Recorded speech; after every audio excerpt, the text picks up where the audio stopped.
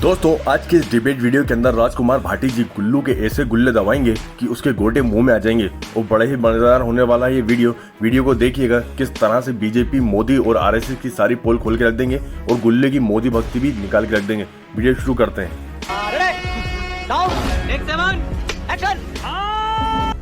Picture चालू करो बे। Convenience है अपनी तरह से। देखिए बीजेपी को जो सूट नहीं करता, बीजेपी कहती है कि देखिए फलानी चीज गलत हो रही है।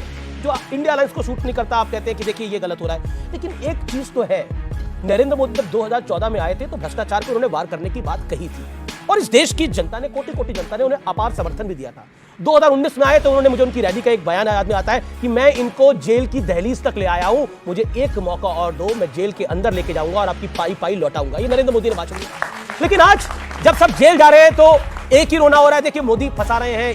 वाह बेटा, लगता है तुम गू खा के ही मानोगे। दिल्ली फंसा रही है, सीबीआई फंसा रही है। देखिए कहीं ना कहीं भ्रष्टाचार विपक्ष को जोड़ने का एक कॉमन फैक्टर बन रहा है। क्या आपको लगता है ये परसेप्शन जा रही है और ये परसेप्शन आपके लिए बेहद बेहद गलत है? तेरा तो गेम बजाना पड़े। अभी बताता है भाई, अभी बताता है। अभी तूने उंगली किया ना, अभी बताता है। ये देश बड़े अजीब दौर से गुजर रहा है। जो शहजाद भाई दल बदल पर सवाल उठा रहे हैं, जो खुद दल बदल के बीजेपी में आए, कह रहे हैं कि एक प्रवक्ता थे जो बीजेपी के प्रवक्ताओं से बहस करते थे, कुछ साल पहले ये भी बीजेपी के प्रवक्ताओं से बहस करते थे, आज आप आ गए तो दूसरा भी आ सकता है।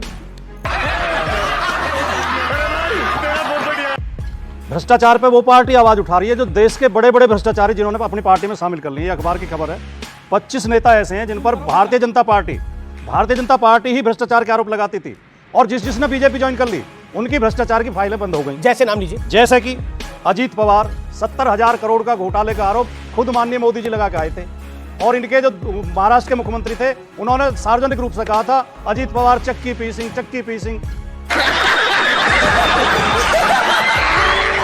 आज अजीत पवार बीजेपी के साथ है, उनकी फाइल बीजेपी के साथ वो अब चुनाव में की फाइल बंद हो गई है। शुभेंदु अधिकारी बंगाल में, आपने पूछा था, जैसे कि हेमंत विश्व शर्मा असम के मुख्यमंत्री हैं, उनके ऊपर बीजेपी आरोप लगाती थी और इनके जो है अशोक चौहान, प्रफुल्ल पटेल, प्रताप सरनाइक, वाजिब सवाल है, और 25 लोग हैं। ये बड़ी अच्छी बात कही है। छगन भुजबल तो जेल होकर आए थे। अच्छा, परिवारवाद पे वो पार्टी सवाल उठाती जिसके हर नेता के बेटे, पोते, बहू, भतीजा, कोई ना कोई राजनीतिक लिस्ट है बीजेपी के परिवारवाद की। वाह मोदी जी, वाह वाह। बीजेपी में परिवारवाद है आपकी राय में? इन्हें भी मैं पढ़ के सुना देता हूं अगर कहें तो, आप अगर समय दें तो। धर्म का ठेका उस पार्टी ने ले रखा है जो गाय का मांस बेचने वाली कंपनी से चंदा लेती है, जो इलेक्ट्रोल बॉन्ड लेती है गाय का मांस बेचने वाली से, जो फर्जी जुआ खिलाने वाली कंपनी से चंदा लेती है, लॉटरी किंग से, हाँ, जुआ खिलाने वाली कंपनी से, जो दवाई बनाने वाली कंपनियों से मार्टिन से, जिन दवाइयों के सैंपल फेल हुए उनसे चंदा लिया, सैंपल पास कर दिए। कितने लोग मरे होंगे? बहुत गलत है, बहुत गलत।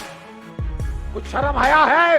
कोरोना पीरियड में जो वैक्सीन बना रही थी कंपनी उससे लेते हैं और राम के नाम पे भी क्या करते हैं। ये अखबार खबर, मैं नहीं कह रहा कुछ भी, अखबार खबर है। राम मंदिर का दर्शन, रामलला के दर्शन को आ रहे भक्तों से पग पग पर ठगी, ये अखबारों की खबरें हैं। हमारे माननीय प्रधानमंत्री जी जो बीजेपी के सबसे बड़े नेता हैं वो खुद बताते हैं अपना जो व्यवहार, उनका तरीका है काम करने का। वो कहते हैं जब मुझे ट्रेन में सीट नहीं मिलती थी तो मैं ज्योतिषी बन जाता था, लोगों के हाथ देखने लगता था और मुझे फिर इज्जत से सीट दे देते।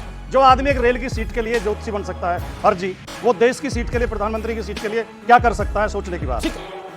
बार बार झूठ बोलो। अब आपने आखिरी बात कह रहा हूँ जी, आपने कहा कि पहले सरकार घिरती थी भ्रष्टाचार में, अब विपक्ष घिर रहा है, अब भी सरकार घिर रही है। सुप्रीम कोर्ट को कहना पड़ा है कि ये एक लूट तंत्र चला रहे थे।